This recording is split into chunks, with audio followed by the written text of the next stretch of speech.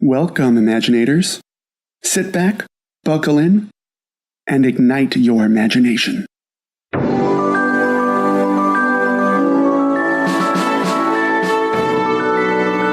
This is the ImagiNate series, Season 1, The Man with the Red Umbrella.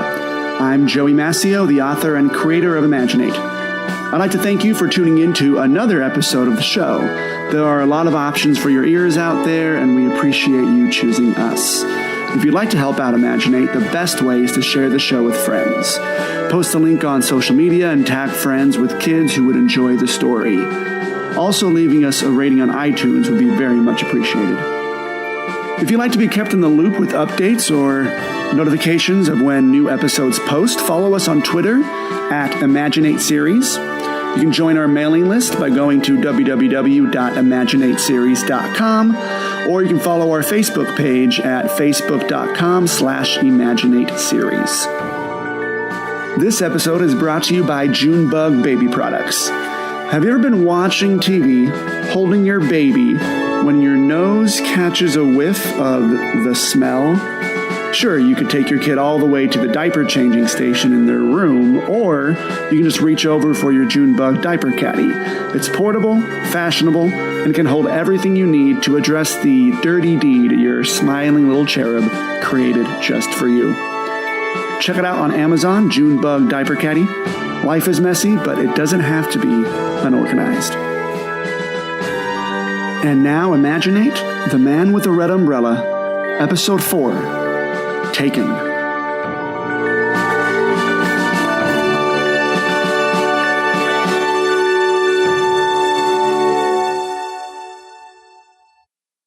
I was on duty all night, said Rufus to the newswoman. Rufus, the elderly security guard, ruffled his white mustache. I didn't see a thing. The newswoman brought the microphone back to herself. When was the last time you saw the mystery float? She smiled at the camera and aimed the microphone back at Rufus. During my rounds, I do a perimeter check of Warehouse B, the one the float was stored in. At 11:45, I peek inside, and all was well.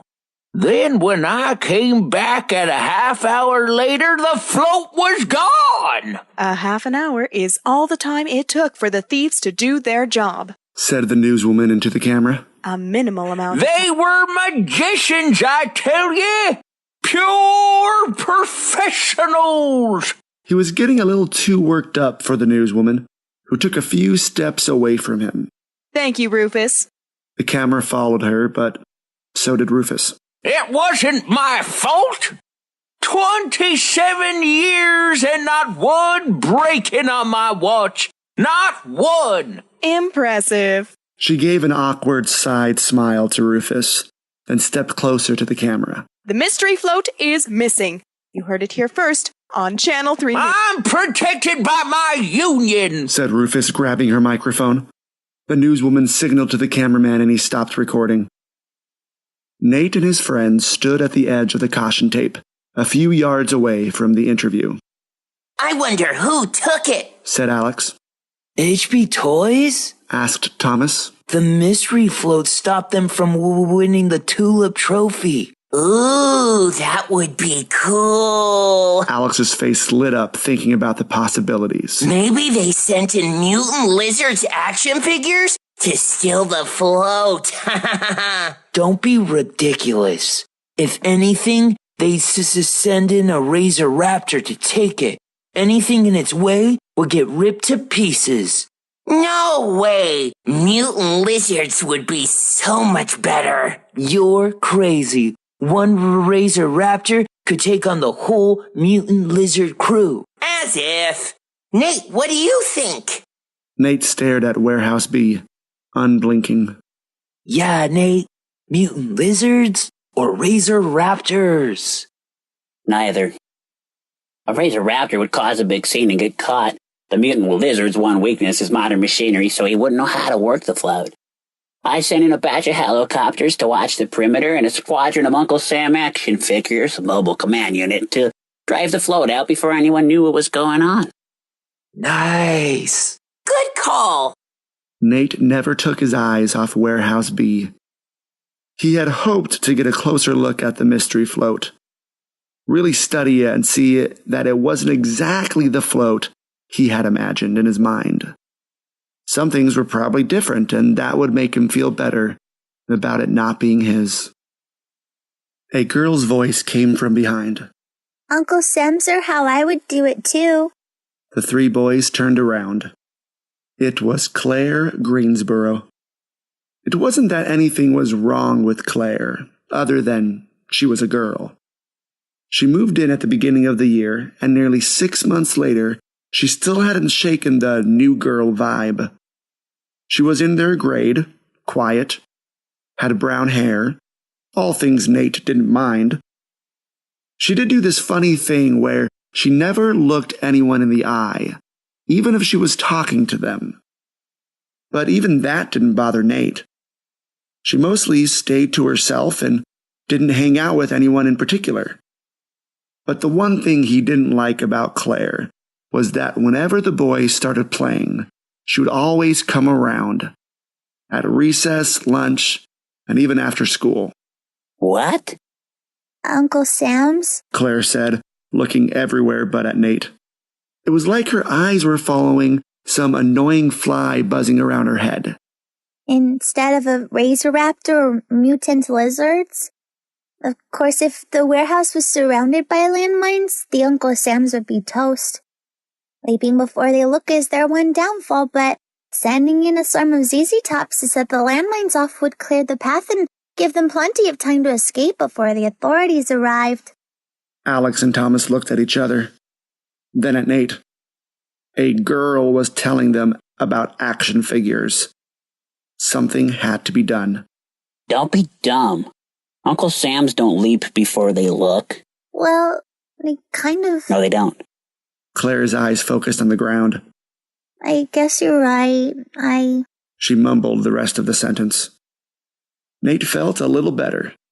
At least he could control this situation if he couldn't control this stupid float. The front doors of Warehouse B flung open, and out marched Gloria Jenkins. Gloria Jenkins was not a tall woman.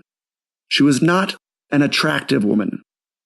And under normal circumstances, she was not a pleasant woman. Given the fact that someone had just stolen something valuable from her, you didn't want to be in the same hemisphere with her. She was one of those people nobody really liked, although everyone pretended they did. All of the news cameras turned to her. She walked as she yelled at Herman Withers, a small man in an expensive suit. Herman was Gloria's personal assistant. His large glasses looked like they had to cling to his face for dear life, or they'd be thrown off in a wave of sweat and nervous shakes. Nate couldn't pick up everything she screamed at Herman, but he did hear lazy, stupid, and waste of atomic particles. Herman frantically scribbled down notes, apparently recording the list of insults Gloria called him. Gloria reached the edge of the caution tape, and the news cameras gathered around. She had about a bajillion microphones jammed into her face in seconds. Gloria didn't mind it, though. She absorbed the attention with pride. Reporters asked a dozen questions all at once. Miss Jenkins, who do you think stole the float? Will you be pressing charges? How much did the mystery float cost? Who are you wearing? Have the police made any progress? Gloria silenced the reporters with a lift of her hand. When she was sure she had all of their attention, and the cameramen were properly focused, she spoke. The police, along with my staff at Primo Robotics, they are doing all they can to bring the scoundrels that did this horrendous crime to justice. My number one concern is the children. She gestured her fancy diamond-studded fingers towards Nate and his friends. A few cameras turned on them. Alex waved excitedly. Thomas gave the coolest "what's up" nod he could give. Nate looked like a deer in headlights that was caught in a bear trap that was being recorded for thousands of people to see across the country.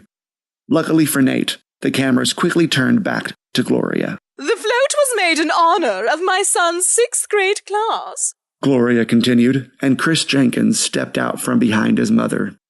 Chris had blonde hair like Nate's, but it was smooth and seemed to do anything Chris told it to do, which most of the time was to hang slightly in his face.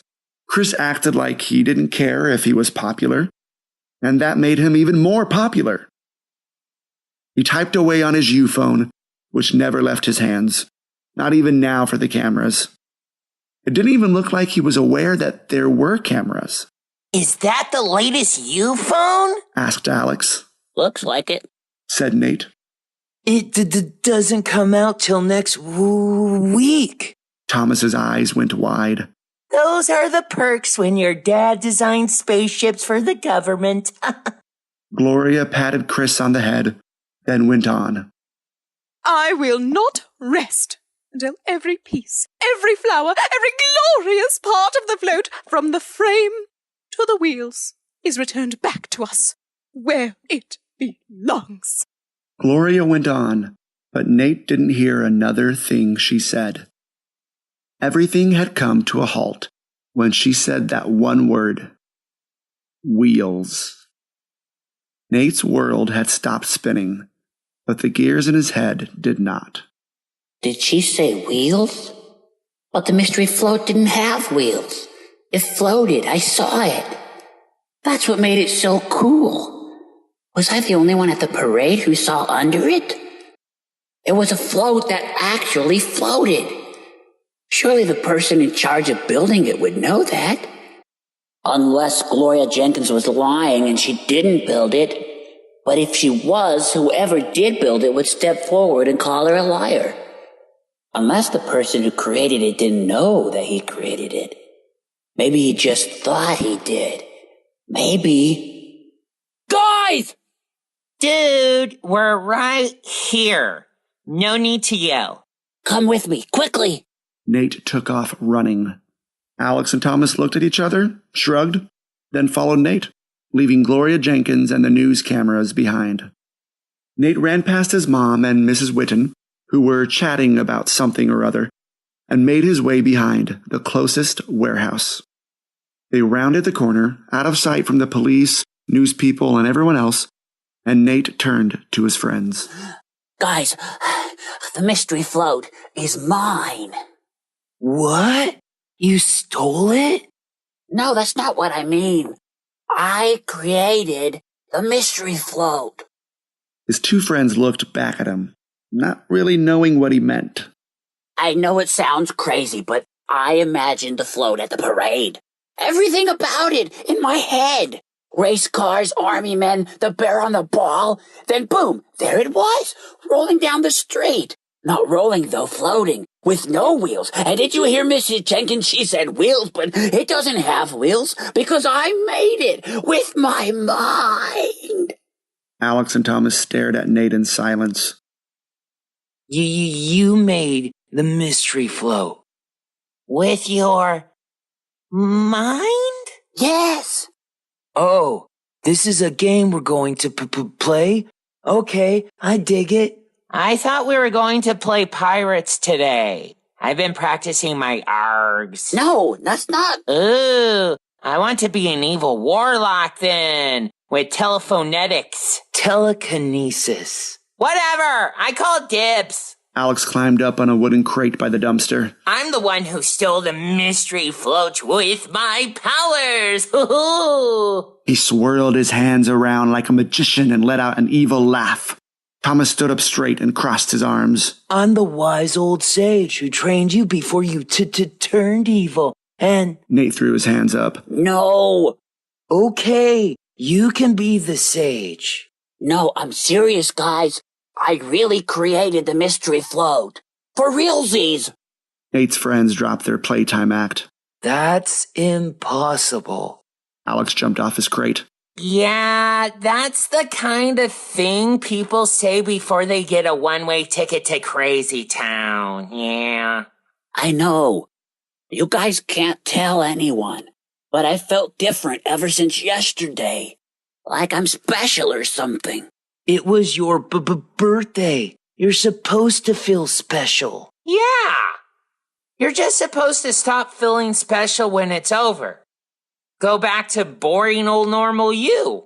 Give the next guy a shot at it, you know? I know. Nate kicked a pebble on the ground and sighed.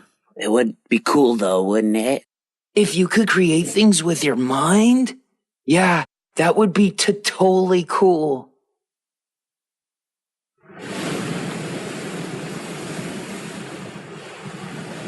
The giant waves tossed the little ship back and forth.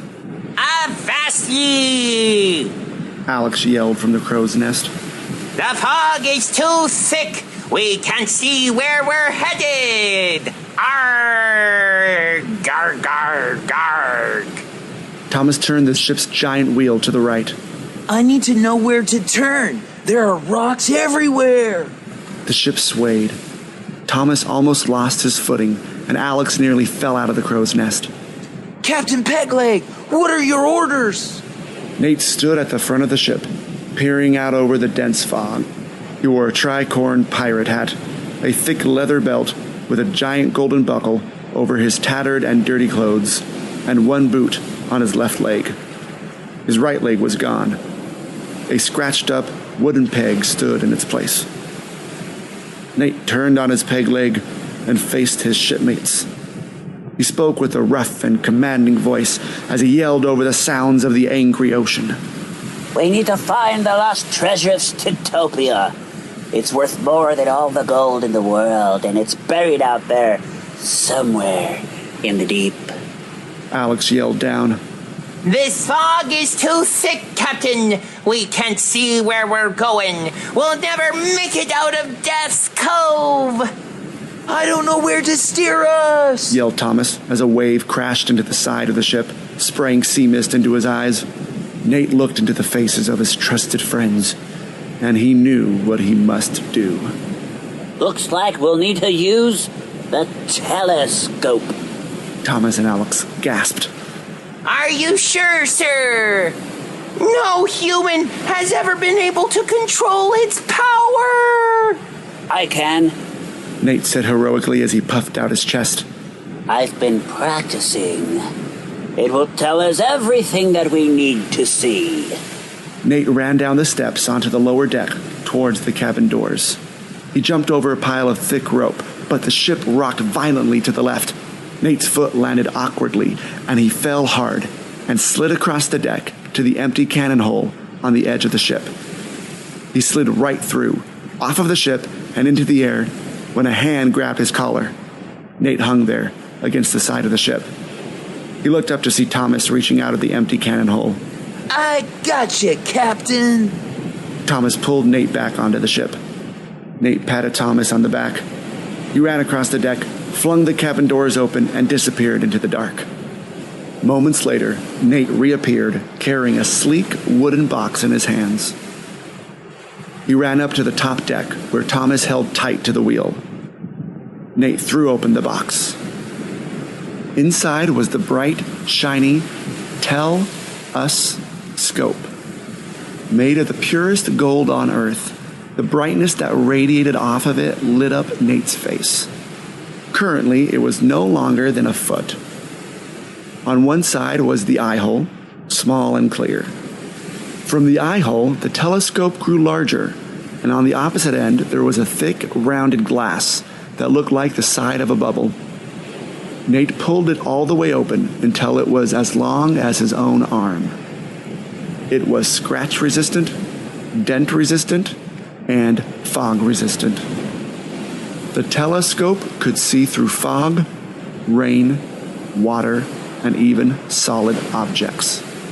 Nate put it to his eye. With it, he could see clearly through the fog. All around them were huge, jagged rocks. It was a miracle they hadn't hit one yet. Then something caught Nate's eye. On a tall, distant, jagged rock, Nate saw a man. Just for a brief moment. The man stood there, not moving amid the crashing waves around him.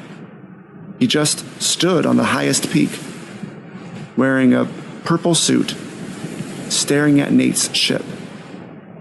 In his hand, he held a red umbrella. Nate wiped off the telescope on his shirt, then looked again. No one was there. Strange. Nate shouted out commands to his shipmates. Starboard! Portland! Straight! Left! Thomas navigated the ship through the dangerous waters with ease, around every rock and over every wave, until they were safely out of Death's Cove. The water was calmer here. The fog was still thick. Alex pulled a map out of his pirate vest. The map says it should be right around here somewhere, Captain. Nate aimed the telescope down toward the deep black ocean. With this wonderful instrument, Nate could see through the water. He twisted the telescope to see even deeper into the ocean. He passed a school of green and orange fish, past 2 sharks fighting to the death, and zoomed right through a giant man-eating octopus to the bottom of the ocean floor, where he saw it. A huge, diamond-encrusted treasure chest was waiting for them at the bottom of the ocean floor. I see it. It's right beneath us. I'll get it. Alex dove off the top of the crow's nest and into the water. Hey, who says you get it? Said Thomas as he climbed down the jungle gym. He ran across a sandbox after Alex, and they both started digging in the sand. It's my stick. Nate stood up on the playground, still looking through the telescope, which was a rolled-up newspaper he had found under the slide. Any luck? Found it, said Thomas as he pulled a stick out of the sand. Alex grabbed it away from him. Let me see that. That's not my stick. Mine had a bug on it. Nate climbed down from the jungle gym. He looked at the rolled-up newspaper in his hand. A moment ago, it was a golden telescope. Now it was dirty old paper. We should head back to my house. Dinner's probably ready. Alex dropped the stick. Great. I'm starving. Nate threw the rolled-up newspaper to the ground, and the 3 boys walked across the park back to their neighborhood. As the 3 of them disappeared around the corner, the man with the red umbrella came out of his hiding place behind a nearby tree. He slowly and carefully surveyed the scene, studying the slide, the monkey bars, and the climbing wall all in turn. He walked through the playground with his red umbrella in front of him, sweeping back and forth like a metal detector over the sand. It beeped casually.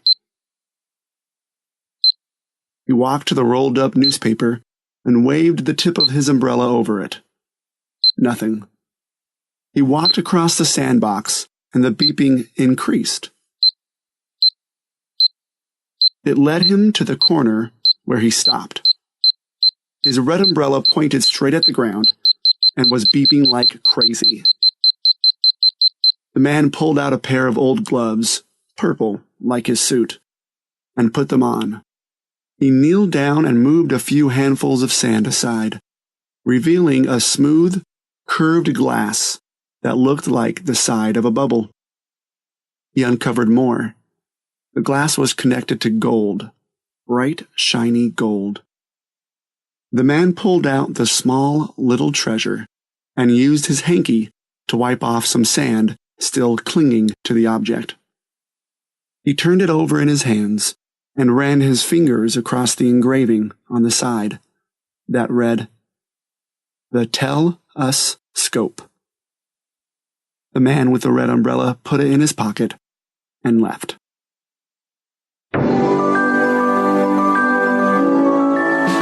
Voices for this episode were by the superbly gifted Bobby Massio, Michael Rosenbaum, Jessica White, and Dana Sobel. ImagiNate theme music by the melodically amazing Jeffrey Larson. Until next time, Imaginators, don't spend your time worrying that you might not be awesome. Instead, spend your time finding out exactly how awesome you can be.